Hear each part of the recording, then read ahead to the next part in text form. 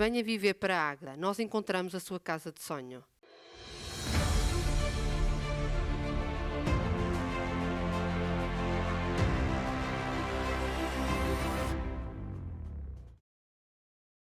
Boa noite, está no ar mais uma Tribuna Soberana com Gil Nadais e Paulo Matos.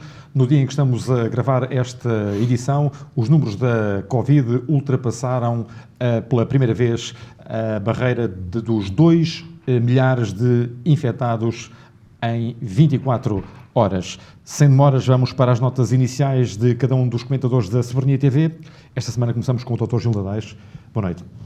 Boa noite, Jorge. Boa noite, Paulo. Boa noite a quem nos vê pela Soberania TV. E eu hoje começava de uma forma diferente.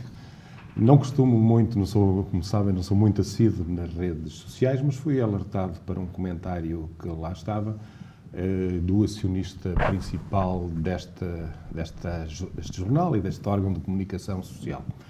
Em que ele manifestava a sua opinião, nada contra, acerca da forma e do conteúdo daquilo que nós realizamos neste programa. E, obviamente, falo em meu nome, mas eu estou aqui assim porque fui convidado.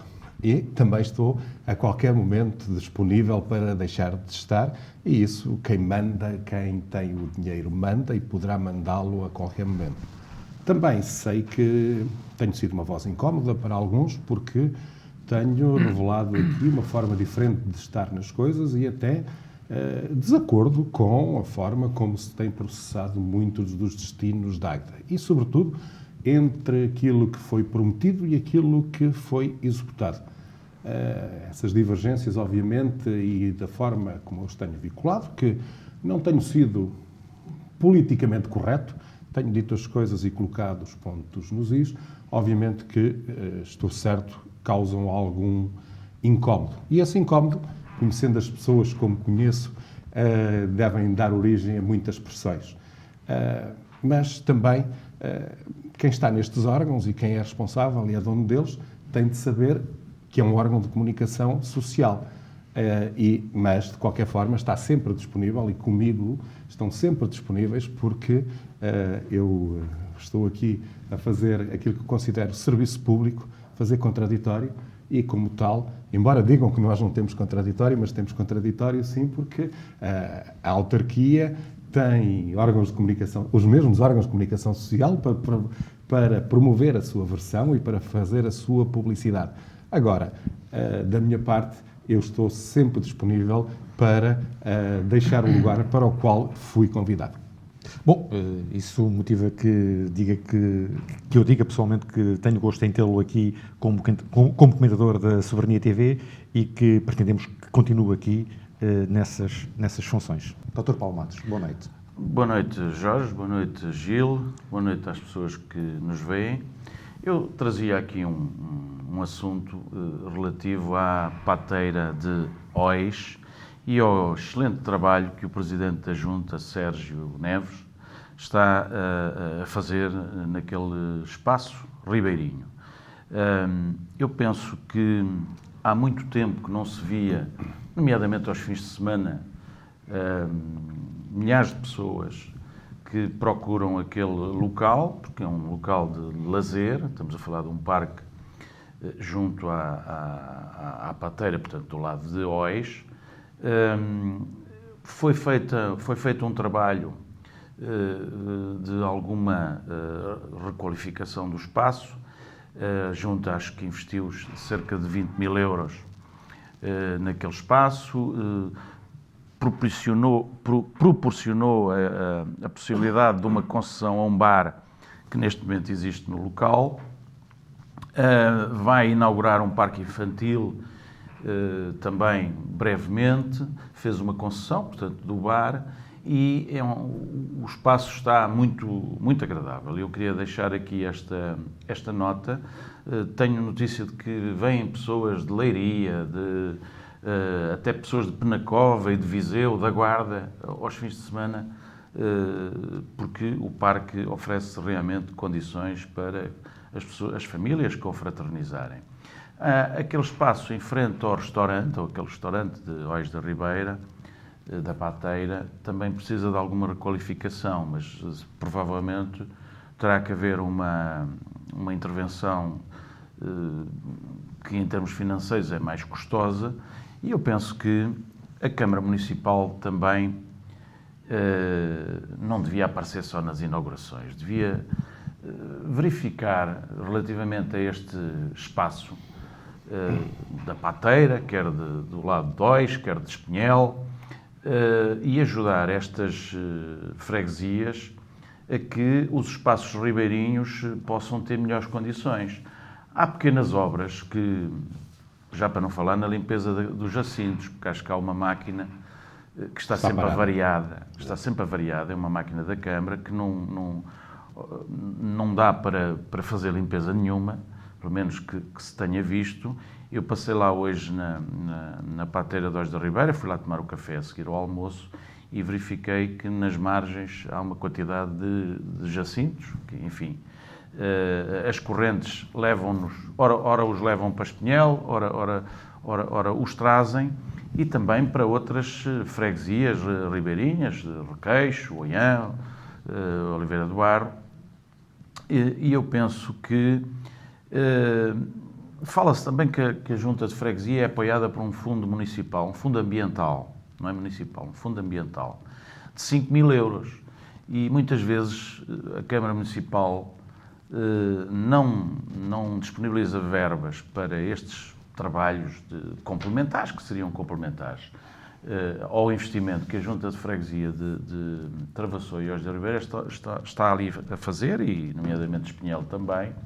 O fundo ambiental de 5.000 euros não chega, obviamente, para coisa nenhuma, porque também há um problema, quer dizer, a área da freguesia de Ois e Travassou é maior que a de Requeixo e é maior que outras, e os mesmos 5.000 euros vão para as várias juntas envolvidas. E eu penso que deveria haver, a Câmara Municipal, neste tipo de intervenções, deve ser subsidiária relativamente às juntas, mas não as pode deixar ao abandono. E eu penso que não houve um investimento, um tostão de investimento ali na Pateira de Ois da Ribeira da parte da Câmara Municipal. Portanto, é um investimento da Junta. Repare-se, a própria concessão do bar é só para funcionar nos meses entre maio e outubro, portanto vai terminar este mês, porque aquilo é uma zona de cheia, e portanto também tem esse constrangimento. E portanto, o que é que eu diria nesta nota inicial? A Câmara Municipal podia ter uma estratégia para a Pateira, em bloco, para além dos programas que há e das candidaturas que tem havido ao longo dos anos, para colmatar estas deficiências e estes investimentos que, conjunturalmente, as juntas vão fazendo. Mas ficam aqui os meus parabéns a esta intervenção que está a dar uma nova vida à Pateira de Ois da Ribeira, e é uma intervenção meritória da parte da Junta de Freguesia de Ois e Travassou. Pateira de Vermelhos, que é um problema de há muitos anos e que continua por resolver. O Orçamento de Estado para 2021 está na mesa da discussão e na região em que estamos inseridos, Ribal Esteves, o Presidente da Comunidade Intermunicipal, já veio dizer que o documento tem alguns indicadores preocupantes para a gestão das câmaras e do país. Dr. Gil Nadais. Eu queria começar a voltar aqui um bocadinho atrás e falar sobre os jacintos, mas os jacintos, um dos problemas da Pateira é os jacintos, e esse será para se manter sempre. Porque vamos ter, o jacinto é uma planta complexa que dura, debaixo d'água as sementes podem estar durante 7 anos, portanto, e eclode, rebenta com muita facilidade, e uma só planta pode, num ciclo germinativo, ou seja, num ano, dar origem a 200.000 plantas. Por isso, obriga um cuidado que é preciso ter permanente de ir tirando sistematicamente os jacintos. Outra forma de atuar, mas há mais 2 formas de atuar. Uma é tratamento químico, mas isso era muito complicado. O outro, também ambientalmente, não é muito Mas é um problema que tem solução. Tem controle. Tem controle. Pronto. E esse controle, como as juntas não têm meios, não conseguem resolver aquilo sozinhas. Mas aquilo que foi feito, foi comparado a uma máquina para se manter esse controle. Sempre que aparecem, porque quando vem um bocadinho de calor, eles eclodem. Depois há o problema aqui dos concelhos vizinhos, mas ali assim pode-se tratar disso. E foi uma máquina que, portanto, são precisas 2 pessoas, uma para operar um caminhão para ir descarregar os jacintos e outra para operar a máquina e o tapete que coloca os jacintos dentro do caminhão. Parece que esta dupla é que não funciona. Ou, aliás, as últimas notícias que eu ouvi é que não funcionava nada. Nem o tapete, nem a máquina, como tu disseste, estava sempre avariado. E, como tal, sendo assim, é natural que se acumulem os jacintos e que torne-se mais difícil o seu controle. Indo ao Orçamento de Estado, eu não tive a oportunidade de ver o que é que disse o engenheiro Ribal Esteves e o que é que traz em concreto. Aquilo que eu vi, e ainda não tive a oportunidade também de ler o documento, até porque, pelas funções que desempenho, merece particular atenção, porque houve um conjunto de reivindicações que foram feitas pelo setor das 2 rodas e que são discriminados negativamente, nomeadamente nas reparações das bicicletas que não são consideradas para desconto no IRS, enquanto as motos e os carros são, as bicicletas não são, a questão do IVA, da dedução, e parece-nos que, mas ainda não tive acesso ao documento para ver isso.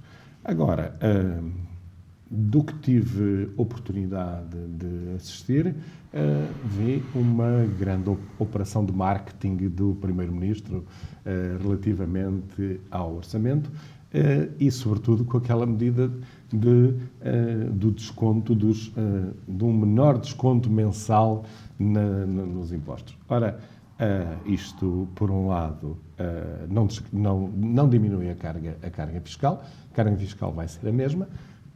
Alguns poderão se arriscar a ter de pagar mais no final, mas a diferença poderá não ser muito grande. Mas aquilo que se passa relativamente a isto é que é do conhecimento dos diferentes governos ao longo dos anos que há um empolamento nas tabelas nas tabelas de cativação, pode-se dizer assim, de desconto mensal do IRS, que corresponde no final do ano a 3 mil milhões de euros de verbas que têm de ser devolvidas.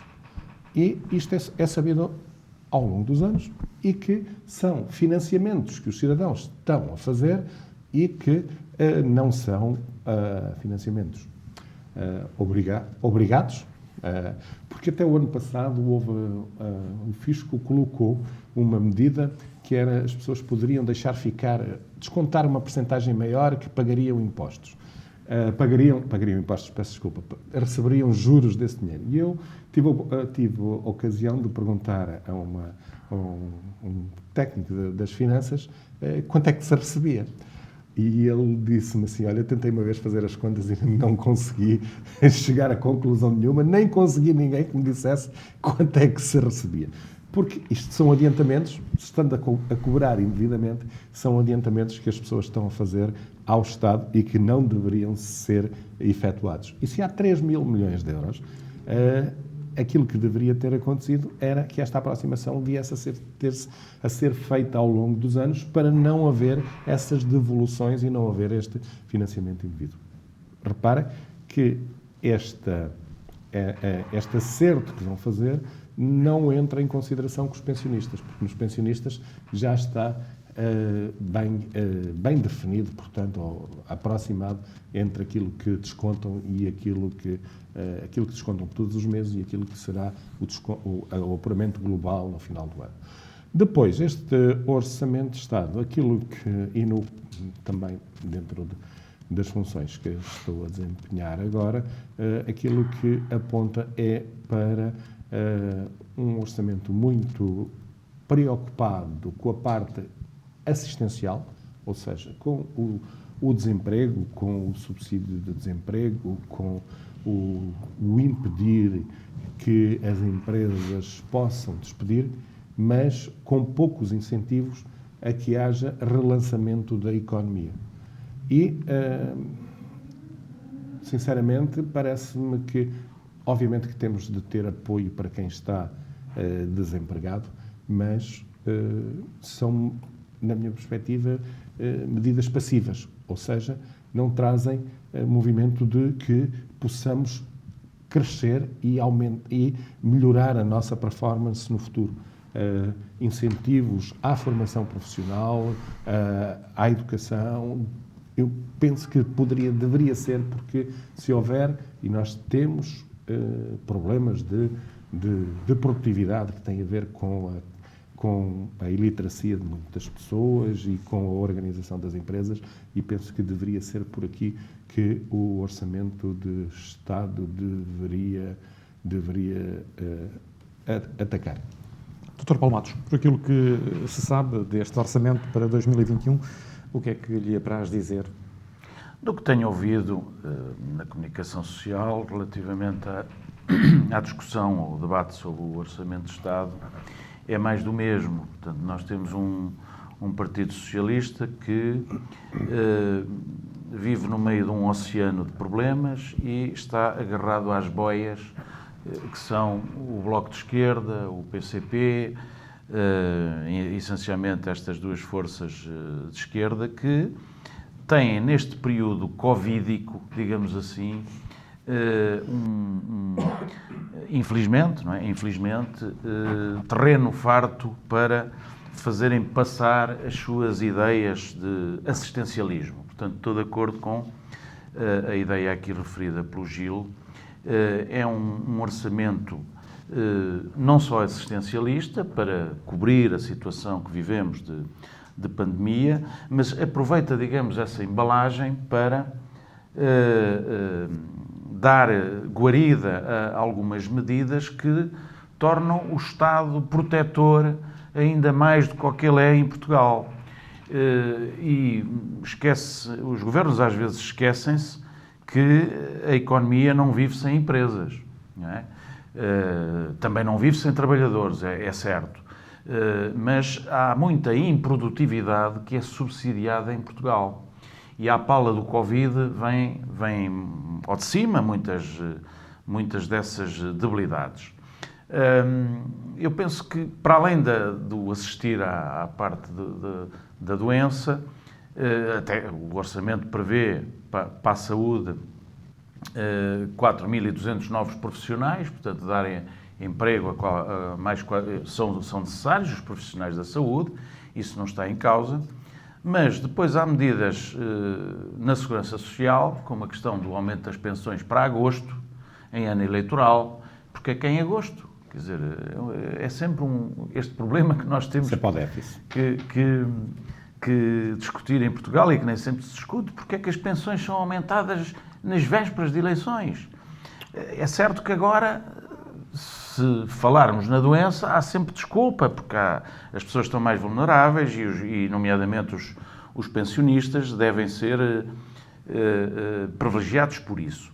Mas, relativamente aos impostos, isto na Segurança Social, há não só as pensões, mas há também a criação de uma taxa, de um subsídio extraordinário para as pessoas que não conseguem ter acesso ao subsídio de desemprego, porque ninguém pode ficar, diz o orçamento, abaixo do limiar da pobreza, que são 500 euros.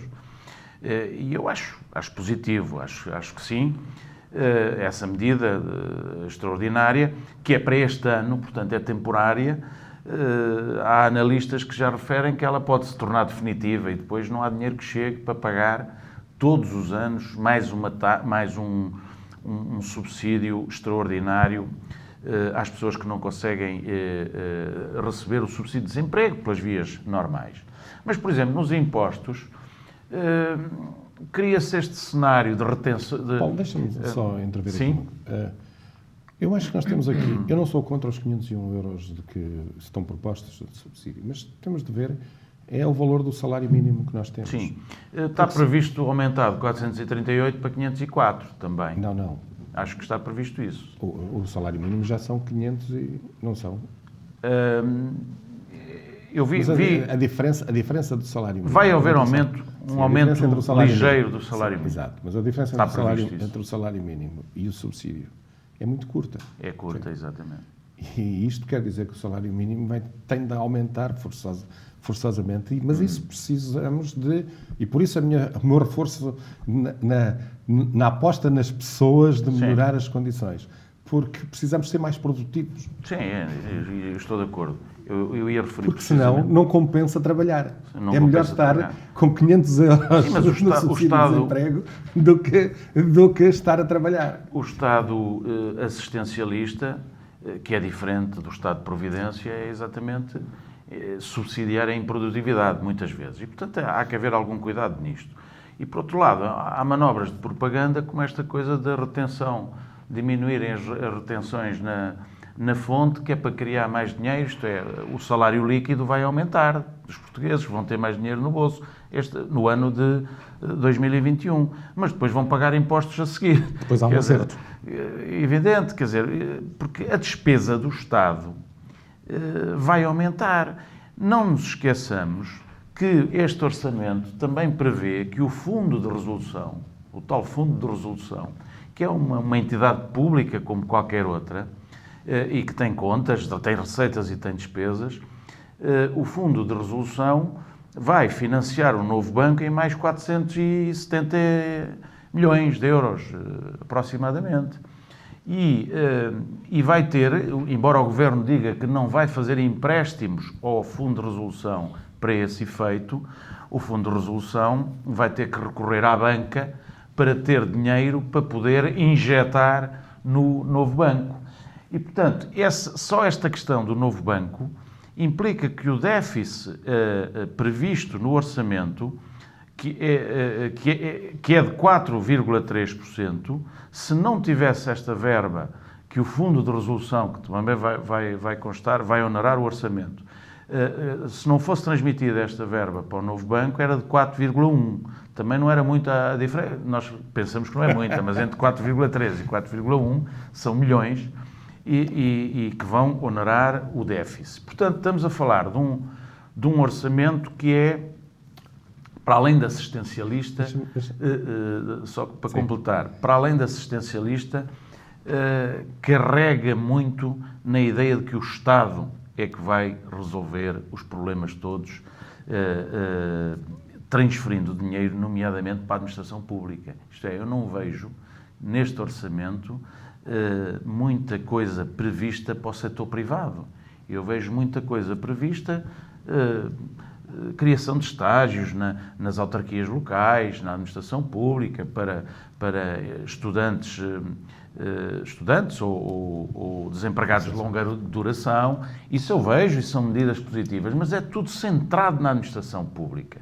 E vejo muito pouca coisa centrada no incentivo às empresas e à economia. E, portanto, vou na linha do que o Gil estava a referir há pouco. Mas estavas a referir aí do déficit passar de 4,1 para 4,3 só com o novo banco. E algumas vezes parece profeta da desgraça, mas falei aqui na TAP. Sim, falaste. Para a TAP são mais 400 milhões. Ora, se não fosse a TAP, então passava a 3,9. Não, mas é que no orçamento está previsto mais 400 milhões para a TAP. Exatamente. Mais 400 milhões para a CP. É o Estadão. Pronto. Nós estamos a falar de um orçamento para manter a grande família que é o Estado. Mas esquecendo-se dos outros, que quem mantém essa família é muito do setor privado. Mas na TAP eu disse aqui assim que aqui, os 1.300 milhões era só o início. Era só o início. 1.200 milhões era só o início. Sim. Certinho. Mas, Gil, direitinho. Quem era o socialista eras tu. Eu não. Desculpa. Eu há muito que já deixei essa ideia de que o Estado tem que lançar dinheiro. Entre o socialista e o social-democrata vai muito pouca diferença. Ora, sempre disseste isso, aliás. vai muito pouca diferença. O verdadeiro social-democrata. Exato. Eu nunca tive uma. Eu acho nunca foste socialista, isso nós sabemos. A social-democracia europeia é um sistema que defendo. Claro. E que acho que faz todo o sentido. Aliás, o professor Cavaco Silva veio há dias explicar num livro, que eu hoje esqueci-me de trazer, podia apresentar aqui, mas para a próxima fica prometido, em que ele explica o que é a social-democracia verdadeiramente, ou o que foi nos anos da governação dele. E depois nós temos nuances, não é? E, portanto, eu não sou a favor de uma estatização da economia, sou sim, há uma solidariedade, portanto, que haja por parte do Estado e que o Estado assuma os seus deveres. Agora, não tem de ser, pode ajudar a economia, mas não tem de ter a economia na mão. Agora, Claro. também não tem de gastar dinheiro, esbanjar dinheiro. Na minha perspectiva, como tive a oportunidade de dizer aqui, a TAP não deveria ter sido intervencionada. Portanto, em vez de 4,1, passava a 3,9. Já descia. Ou seja, Já descia. muitos milhões de euros a menos que deixávamos para os nossos filhos pagarem, e netos, porque isto já não chega só aos fatura. filhos netos, para pagar a fatura. Mas também tem medidas positivas, o orçamento, o facto de ter esta... Vamos lá ver, como é conjuntural, isto é um orçamento, o orçamento é anual, portanto, mas continuamos sem ideias estratégicas para o futuro do país, estamos a gerir a conjuntura, e muito à base de alimentar clientela pública. E não tenho nada contra quem trabalha na função pública, não é disso que estamos a falar. Não estamos a falar de funcionários públicos, estamos a falar do grande estadão em Portugal, que o saudoso Medina Carreira dizia que em 10 milhões de portugueses há 6 milhões que mantêm os outros. Esta semana realizaram-se pela primeira vez eleições para a presidência das Comissões de Coordenação e Desenvolvimento Regional, num processo que gerou algumas críticas. Houve social-democracia neste processo, Dr. Gil Ladeiros? Eu acho que houve o Bloco Central a decidir. Eu não conheço das outras CCDRs. No caso da CCDR Centro, embora fosse uma escolha do Bloco Central, penso que a doutora Isabel Damasceno é uma pessoa competente e que, portanto, foi uma boa escolha e, por isso, também teve uma votação que eu considero muito boa. É da área do PSD? Sim, mas aqui está a pessoa e aquilo que ela é capaz de fazer mais do que o rótulo partidário, embora ela tenha sido Presidente da Câmara Municipal de Leiria pelo PSD. Isso não traz aqui... E foi uma boa Presidente de Câmara de Leiria. Aquilo que eu acho que os autarcas se manifestaram contra é não terem deixado funcionar a democracia. Os partidos, ao nível das suas cúpulas, Rui Rio e António Costa juntaram-se e decidiram: este é para mim, este é para ti. E aqui vai fulano, aqui vai Beltrano, tu tens um vice-presidente, eu tenho outro vice-presidente, e dividiram assim, não deixaram que funcionasse aquilo que era a democracia e aquilo que era o apanágio com que foi publicitado que seria a eleição dos autarcas. Dos autarcas não, dos representantes da CCDR. Poderiam ser... Eleitos pelos autarcas. Eleitos pelos autarcas. Depois de escolhidos. Depois de escolhidos. Depois de digamos, escolhidos entre eles, é que são eleitos. Sim, mas também podemos dizer aqui em abono da verdade. Não houve nenhuma impossibilidade de ninguém se candidatar. Sim, era livre. Era livre, certo? Só que já sabiam está lá tudo para pré-preparado, Aliás, ninguém se mete nisso. No Norte, penso que houve uma candidatura alternativa. Penso que houve Pois não tenho a certeza. Não acompanhei, mas... Mas esta votação espelha algum mal-estar dos autarcas. 416 votos em branco e 95 nulos na lista de Isabel Damasceno, e depois dos 2.800 autarcas inscritos, 900 aliaram-se do processo. Certo. Porque houve, por parte dos autarcas, uma certa... e estou convencido que não foi pela pessoa que estava em causa, foi pelo método. Sim. Pelo método, exatamente. Pelo método que foi escolhido. Porque os partidos não estão a rejuvenescer. E, pelo contrário, estão cada vez mais a adotar mais práticas do antigamente. E as pessoas não estão muito... O que é incompreensível. Dentro de uma política partidária de obtenção e manutenção do poder, interessa ter as tropas todas alinhadas e que ninguém que ninguém saia fora dessas normas. Agora, a população está um pouco cansada disso, porque esse arregimentamento não trouxe vantagens para o país, e aquilo que se verifica é uma certa proteção que acontece na classe Entre a clientela política partidária. e clientela partidária, porque, analisando bem, temos aqueles que são permanentemente, portanto, ou membros do governo, ou de gabinetes, ou por lá proliferam. E, por isso, há um certo desencanto com estes processos, e quando alguns têm oportunidade de o manifestar, manifestam. Pode ser pela ausência. Aqui, assim, neste caso concreto, também como não havia nada a disputar. Se houvesse alguma coisa a disputar, eu estou convencido. Se houvesse verdadeiramente eleições, porque aquilo que se passou foi uma nomeação sufragada, vamos dizer assim. uma nomeação sufragada. Se houvesse mesmo disputa e eleições, estou convencido que haveria mais participação, portanto, mas desejo aos eleitos as maiores felicidades, porque nós precisamos disso para que a CCDR seja um órgão de coesão territorial a nível da região e um órgão de pressão, portanto, a nível do Poder Central, para se fazer sentir o peso desta região e, portanto, fazer eco das reivindicações daquilo que é necessário e que ansiamos há muitos anos. O seu nome chegou a ser ventilado para, não sabia, para um dia presidir a Comissão de Coordenação e Desenvolvimento Regional do Centro. Isso não é. Eu sou pouco alinhado. Chegou-se a falar nisso. Sou pouco alinhado. Não agora, mas em tempos. Em tempos. Sim.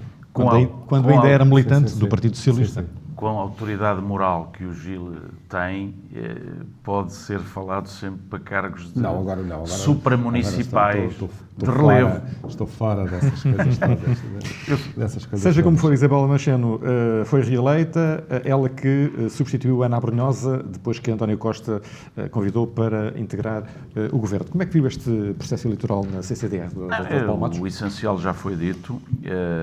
Veja-se, começando aí pela questão da Ana Abrunhosa. A Ana Abrunhosa foi durante anos presidente da CCDR e hoje é ministra. Está num governo. Portanto, são sempre os mesmos. A Isabel Damasceno foi presidente da Câmara de Leiria e excelente presidente. E isto não tem nada a ver com as pessoas, tem a ver com as práticas, com os métodos, com a forma como os partidos ainda estão organizados e desta feita em bloco, digamos. Não é um bloco de esquerda, mas é um bloco central de clientelas partidárias. Isto não me agrada muito, sinceramente, porque eu acho que está na hora dos partidos valorizarem o mérito e abrirem a sua base de recrutamento. Isso não tem sido feito, mas isso é um pormenor desta matéria. Eu penso que as comissões de coordenação, quer no processo eleitoral dos seus titulares, quer como entidades administrativas, têm que ser pensadas em bloco na grande reforma que está por fazer em Portugal. Do poder. Reorganização do Estado, reorganização do poder, a questão da descentralização, da desconcentração. Isso tudo está por discutir em Portugal. Porquê? Porque mexe com interesses instalados, mexe com estas clientelas que querem ter lugar cativo na política durante anos e anos, e isso empobrece as suas prestações, porque ninguém é iluminado político toda a vida, é preciso fazer um bocadinho de trabalho extra atividade pública para saber o que é que custa a vida, não é? Porque isto de depender de emprego público, como eu dizia no início, é sempre mais fácil. Há bocado estávamos a falar do Orçamento de Estado. Está previsto também uma verba no Orçamento para se estudar a possibilidade de transferência de alguns departamentos da administração direta e indireta do Estado. Portanto, para desconcentrar para as autarquias, digamos, para os concelhos e para os níveis inferiores da administração, alguns níveis que estão ao nível do poder central, da administração direta e indireta. Portanto, subrepticiamente, os governos vão fazendo mais desconcentração, efetivamente, vão enviando ou vão estudando a possibilidade de colocar direções regionais, entidades da administração central no poder autárquico ou local, mas vão fazendo pouca descentralização efetiva. Porque, por exemplo, também está previsto aumentar o número dos auxiliares das escolas, como é que se chama o pessoal? Auxiliares educativos. Auxiliares de ação educativos. E são as autarquias que depois têm que receber os fundos para lhes pagar os salários. Sim. Vamos lá ver. Não há... O dinheiro que vem para as autarquias ainda é dinheiro para resolver questões que estavam ou sempre estiveram na órbita do poder central. E não dinheiro para efetivamente colmatar as falhas financeiras que os municípios, autarquias de base inferior têm, porque têm muitas competências, ou quer-se lhe transferir competências, mas não se lhes transfere verdadeiramente o dinheiro. Isso é um problema ainda que existe em Portugal. Mas esse problema vai existir sempre. Quem recebe, ou quem recebe as competências, ou quem querem dar as competências, diz sempre que não tem dinheiro, que não é dinheiro suficiente. O Governo diz sempre que estão a receber o dinheiro adequado. Porque é um jogo. Mas aquilo que se passa, e eu tive a oportunidade, mesmo enquanto autarca, quando os autarcas andavam a reivindicar que queriam as transferências de competências, eu tive a oportunidade de dizer a alguns colegas que se fizessem uma votação mesmo a sério na Associação Nacional de Municípios, a grande maioria não queria. Não queria competência. Não queria competência. Mas queria dinheiro para fazer obras. Queria dinheiro. Ok. Dinheiro todos queremos. Dinheiro todos não há desenvolvimento local sem dinheiro. Sem dinheiro, não é? Isso aí... Dinheiro todos queremos. E o dinheiro vem dos impostos. As autarquias não estão preparadas. Têm máquinas preparadas para fazer estradas e pouco mais. Okay? E então, tudo o que seja sair daquilo que é tradicional da autarquia são novas competências, com novas aprendizagens, com trabalhos que se fazem. Gil, deixa-me só interromper. Sabes quanto é que as autarquias vão transferir para os contribuintes naquela percentagem que têm no IRS, previsto neste orçamento? 500 milhões de euros. Portanto, vão transferir. Isso quer dizer que as autarquias têm capacidade financeira. Se não tivessem capacidade financeira... Vão devolver aos contribuintes este dinheiro. Portanto, não podem... Vamos ver. Mais 42 milhões que no ano passado. A Câmara da Águeda, enquanto eu lá estive, devolveu esse dinheiro do IRS aos cidadãos. Porquê? Com isso faz política também. Achou que conseguia fazer as suas competências, desempenhar as suas competências e devolver esse dinheiro aos cidadãos. Quando não acha que não, quando tem alguns problemas para resolver, terá de ir buscar esse dinheiro para fazer face aos problemas que tem para resolver. Mas voltando às transferências de competências, há aqui muitos autarcas não querem, uma coisa, e o Poder Central também não quer. Os políticos até podem querer, mas os funcionários... Qual é o modelo que tu defendes? Queres mais competências? Eu defendo maiores competências, mas por delegação. Sim. Porquê? Porque eu quero fazer... Delegação do Estado. Sim. Porquê? Porque eu quero fazer não competências próprias.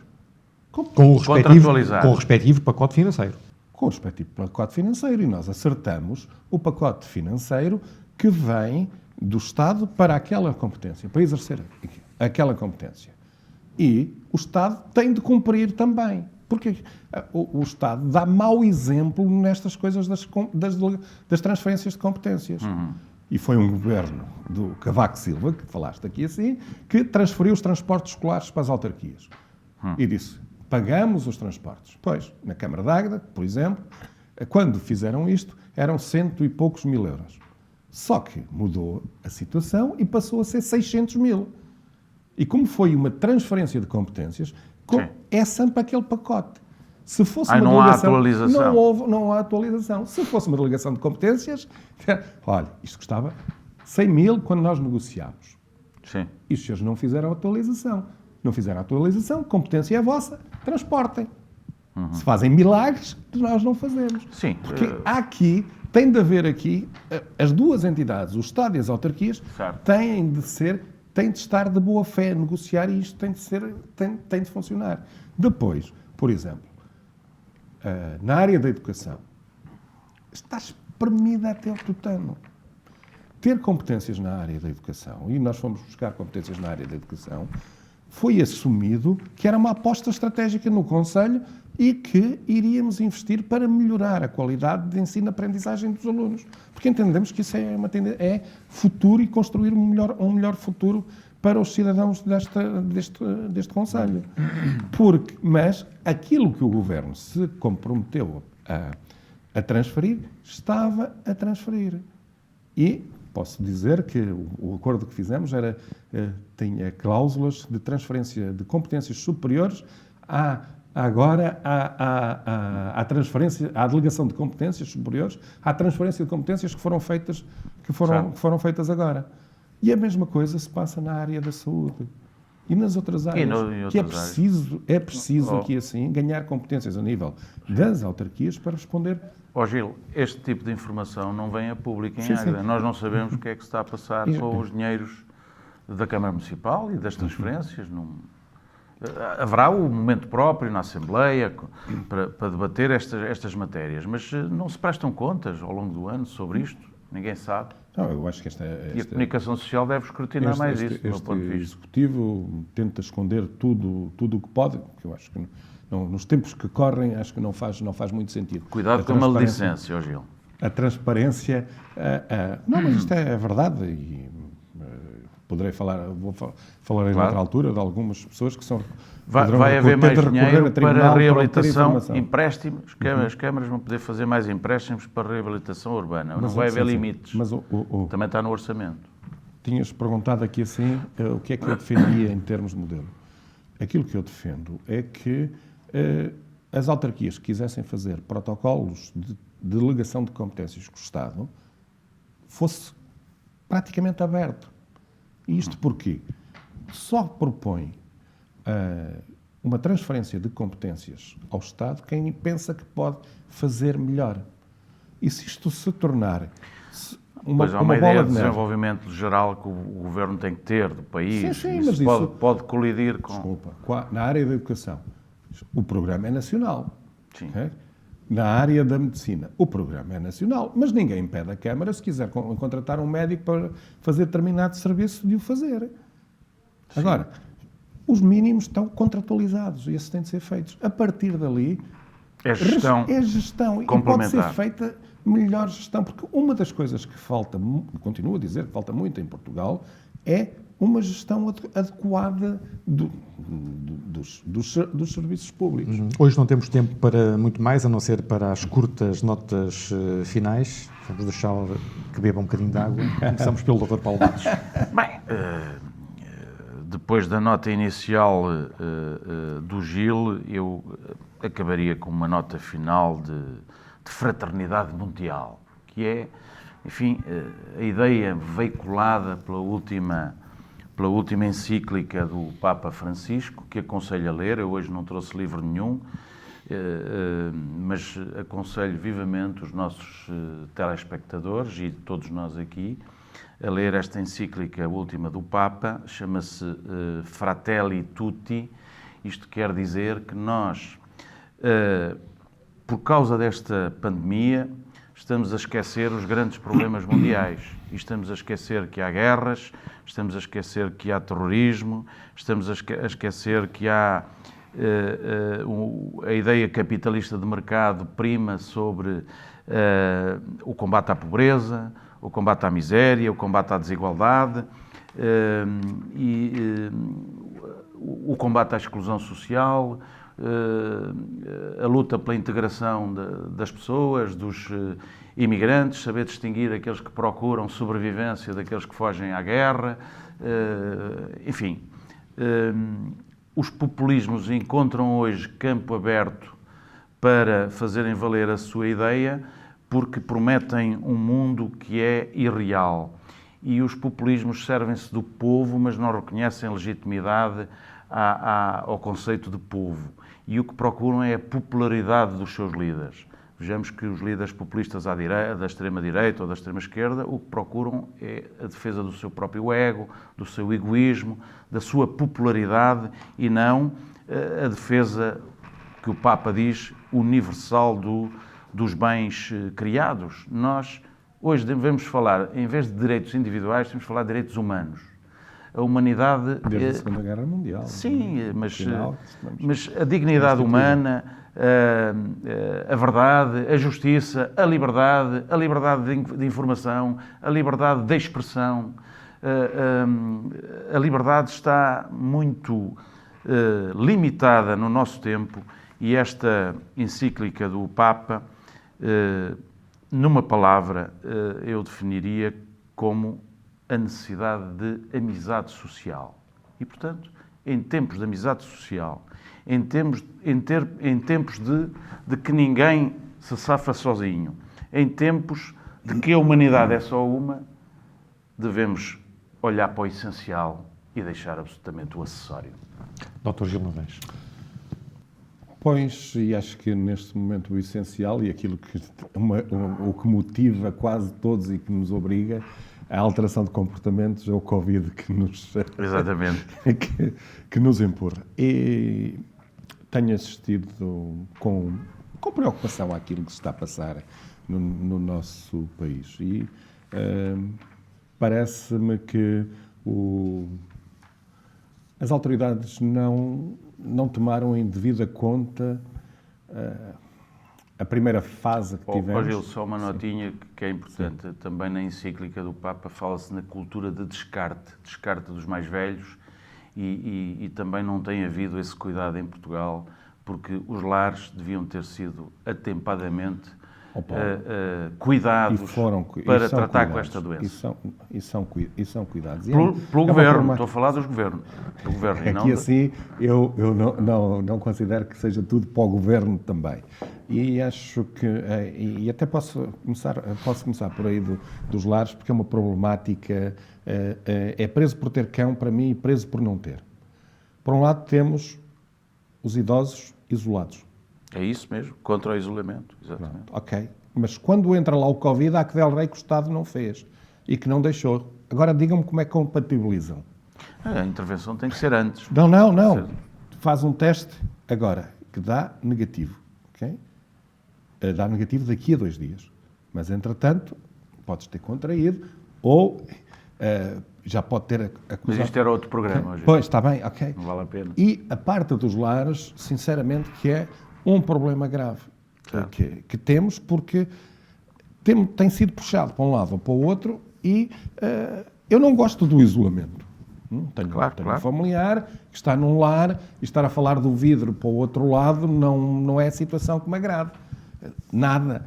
Mas eu compreendo, porque ter nesse lar ou noutro um caso de Covid é um alarme social e o que é que não fizeram? Sim. Há que del rei que têm de ser todos responsabilizados. E há aqui um meio termo e uma cabeça fria que é preciso ter, que são situações complexas de gerir. Mas onde há outras que devem ser preparadas. E isto tem a ver com o início de conversa que eu estava a ter com o Governo. Aquilo que me parece que o Ministério da Saúde fez foi um general, isto já outros compararam a luta contra a Covid uma guerra, então vou usar a mesma simbologia, um general que sabe que vai ter uma guerra e a única coisa que decide fazer é reforçar em de alguma coisa os seus meios, mas não altera em nada a sua forma de combater. E que pode pôr em causa muito isto. O que é que eu quero dizer? Por exemplo, o facto de os hospitais, e uma série deles, estão com os números bastante altos de doentes Covid.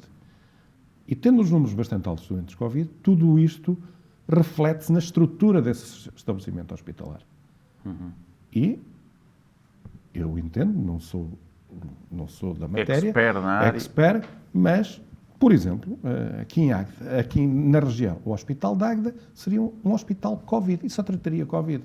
O que é que isto permitiria? Permitiria que no Hospital de Aveiro poderia ter razoavelmente a sua vida normal. Obviamente que na urgência tem lá um serviço que despista Covid e que reencaminha os seus doentes. Era uma forma da Águeda ser fraterna. Não é a Águeda ser fraterna, pode ser outro hospital, tinha de ser decidido. E vamos mudar as valências, estamos numa altura diferente, vamos atuar de forma diferente. Nós não podemos ter problemas diferentes e atuar com as mesmas coisas que fazíamos para uma situação normal.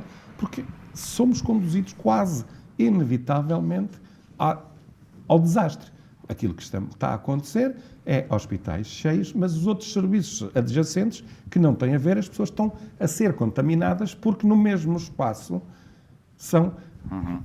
convivem com o mesmo tipo de doentes. Depois, acho que há aqui um problema grave em termos de comunicação. E isto eu tive a oportunidade de ouvir hoje o Sr. Primeiro-Ministro a dizer que ia ser implementado o estado de calamidade, penso que é calamidade. Estado de calamidade. Então, disse o Sr. Primeiro-Ministro que vai ser obrigatório usar máscara na via pública. Mas não há ajuntamentos de mais de 5 pessoas? Não, mas vai aconselhar não, que... diz que passa obrigatório, mas disse que passa a ser obrigatório, mas eu queria pôr a expressão mesmo, mas com nuances, com responsabilidade, uma coisa assim do género. Ou é obrigatório ou não é obrigatório. Sim, porque aquilo que é uma responsabilidade para mim não é responsabilidade para ti, Jorge, ou para o outro qualquer. Okay? É obrigatório. Não há comunicação dispar. É obrigatório. Quem não tiver máscara está... E vai haver multas para quem não cumprir as regras, multas Desculpa, mas severas. que regra é esta de cumprir com responsabilidade? Sim. Não é regra. Sim. Porque foi deixado ao livre-arbítrio das pessoas. Okay? Eu estou a ser responsável. Eu não uso máscara, mas estou a ser responsável. Estamos aqui, estou na rua, estamos a não sei quantos metros, mas chega lá o polícia e diz, olha, o senhor precisa de usar máscara. Não, eu estou responsável. Não, mas o senhor está aqui ao pé de mim que sou polícia. Então já deixou de ser responsável, já está ali. Portanto, não pode haver equívocos na linguagem. Se é proibido, é proibido. Se é permitido, é permitido. Por último, eu queria... Isto hoje vai-se prolongar. Hoje já batemos os 50 minutos. Sim, mas só mais uma nota final. Que eu usualmente vou ao mercado de Águeda e à feira, e no mercado, principalmente no mercado, não há distribuição de desinfetante, não há circuitos e há algumas acumulações de pessoas. E aquilo, penso que neste momento deveríamos ter em todos os locais públicos cuidados redobrados para evitarmos o expandir da pandemia. Senão, continuaremos a bater recordes e não haverá sistema de saúde que resista, nada poderá resistir. E isto depende das entidades públicas, mas também depende de cada um de nós. E na zona da feira há relatos também de muitas máscaras no chão, e isso já vai de encontro à sensibilidade de cada cidadão. Está concluída mais uma edição da Tribuna Soberana. Voltamos na próxima semana. Boa noite, Dr. Gil Ladais. Boa noite, Dr. Paulo Matos. Boa noite para todos.